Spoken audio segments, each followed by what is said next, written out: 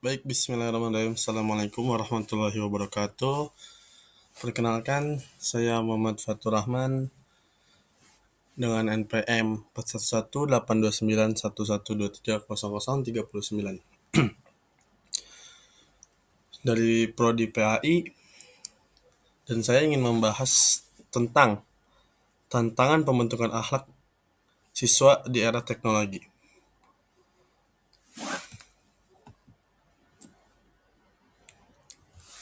Yang pertama-tama itu latar belakang.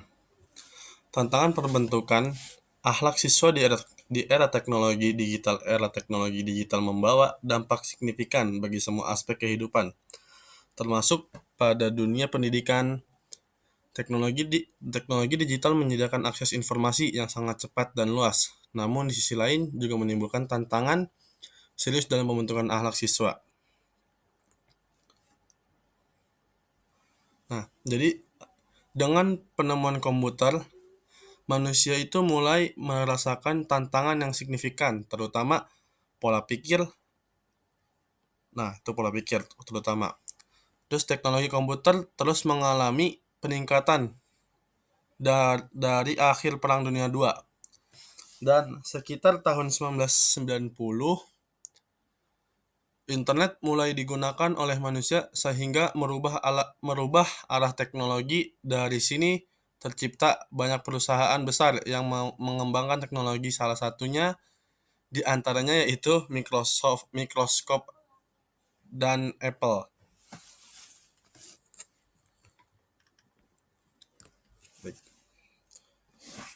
Itu adalah latar belakang dari judul tantangan pembentukan akhlak siswa era digital, siswa era teknologi digital.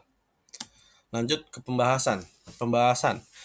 Era teknologi dibawa dampak signifikan bagi semua aspek kehidupan, termasuk pada dunia pendidikan. Teknologi digital menyediakan akses informasi yang sangat cepat dan luas. Namun di sisi lain juga menimbulkan tantangan serius dalam pembentukan akhlak siswa. Seperti yang tadi saya bilang, dan saya akan memperlihatkan apa saja yang apa namanya pembentukan akhlak siswa di era teknologi digital.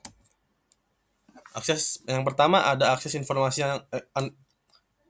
informasi yang tidak terkontrol. Maaf. Yang pertama, satu, informasi menyesatkan. Siswa dapat terpapar hoax, berita palsu, atau informasi yang tidak akurat yang bisa membentuk pandangan yang salah tentang dunia atau isu-isu tertentu.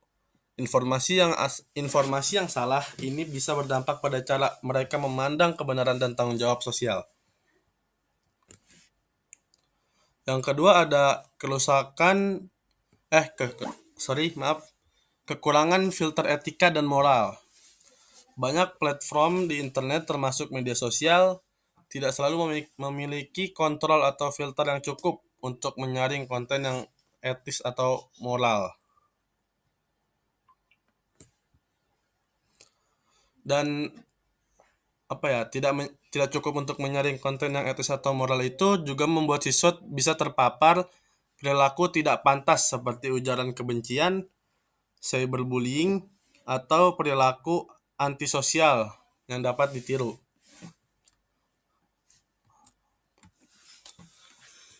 Dan kita lanjut, kurangnya interaksi sosial. Pengguna teknologi, terutama media sosial, dapat membuat siswa lebih banyak berinteraksi secara virtual daripada bertatap muka. Hal ini dapat mengurangi kemampuan mereka dalam berkomunikasi secara langsung, mengelola emosi, dan memahami nilai-nilai sosial seperti empati dan toleransi.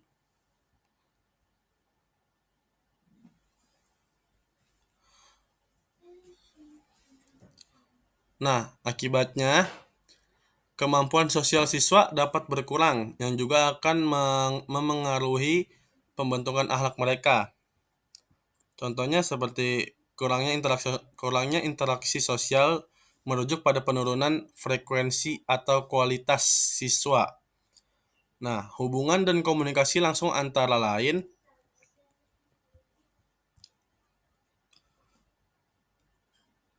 antara antara sorry hubungan dan komunikasi antara individu yang terjadi ketika seseorang menghabiskan lebih banyak waktu di dunia maya atau terisolasi dan terisolasi dari lingkungan.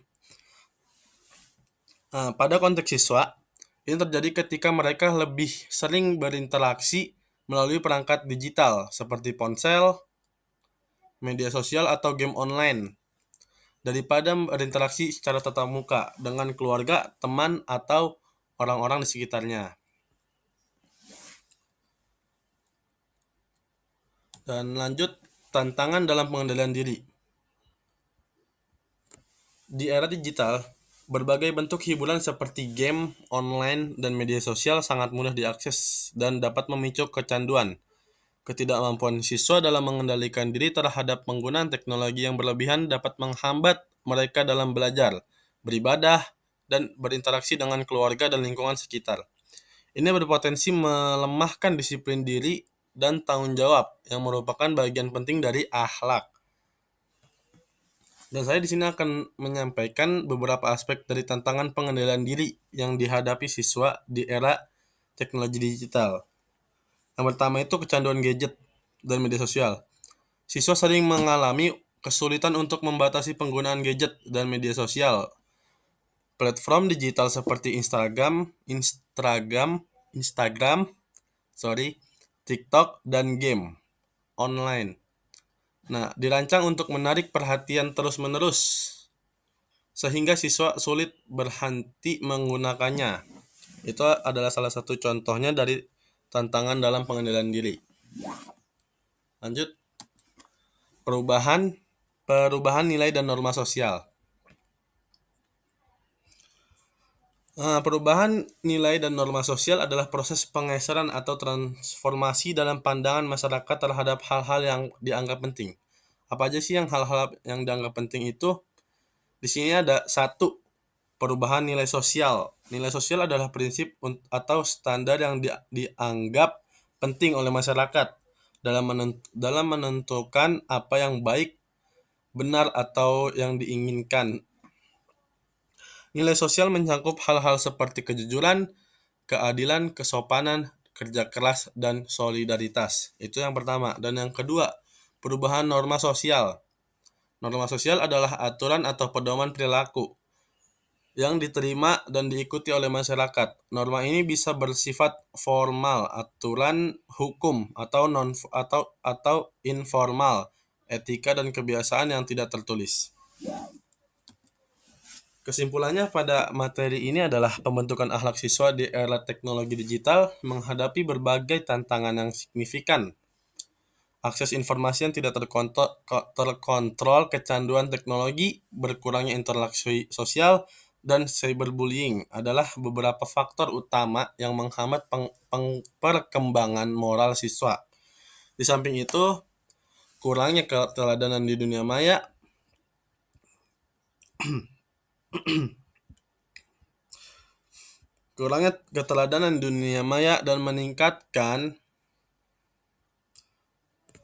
dan meningkatkan individualisme turut memengaruhi pembentukan karakter siswa.